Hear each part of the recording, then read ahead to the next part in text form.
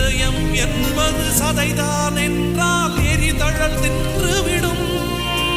அன்பின் கருவி இதயம் என்றால் சாவை வென்று